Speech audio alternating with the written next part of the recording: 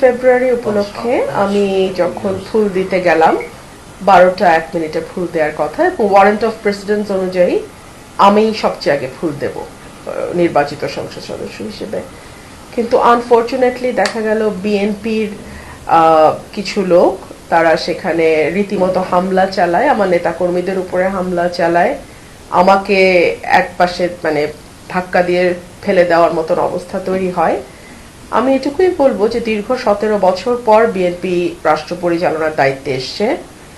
BNP যদি তার নেতাকর্মীদেরকে লোকাল লেভেলে কন্ট্রোল না করে এখনই, এর পরিণতি ভয়াবহ রকম হবে।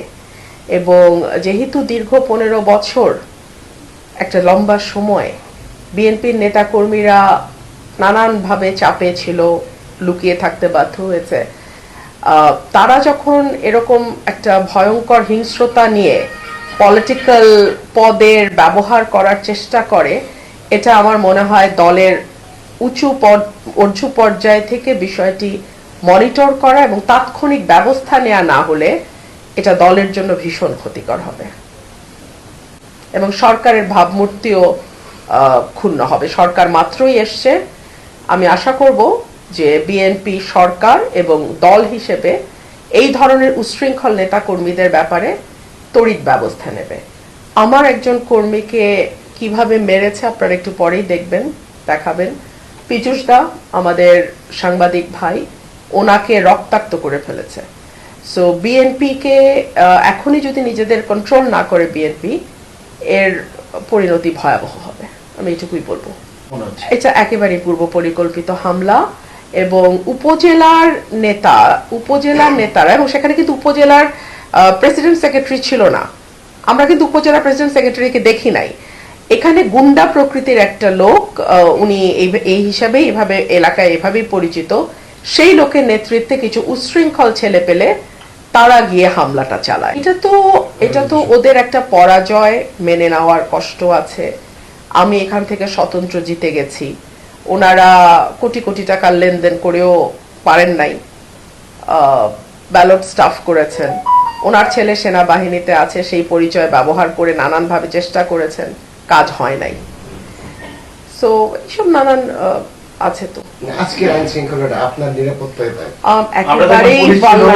একেবারেই ভালনারেবল আইন শৃঙ্খলা পরিস্থিতির নাজুক।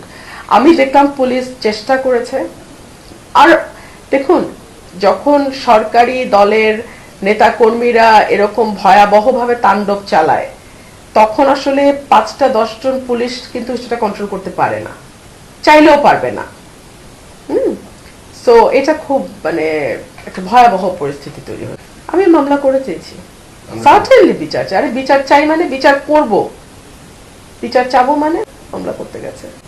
আমি জানি না, এফআইআর দেখে আমি আমার সাথে আলাপ করেই নিশ্চয় করবে। বিএনপির স্থানীয় লোকাল লিডাররা, সে মারবে? এই তাহলে এই সরকারের ক্যারেক্টার? প্রথমত এটা সত্য না, দ্বিতীয়ত যদি যাই তো উস্কানি তো ডেফিনেটলি, মানে এটা তো একটা দলবদ্ধ সংঘবদ্ধ আক্রমণ দেশীয় অস্ত্রশস্ত্র নিয়ে।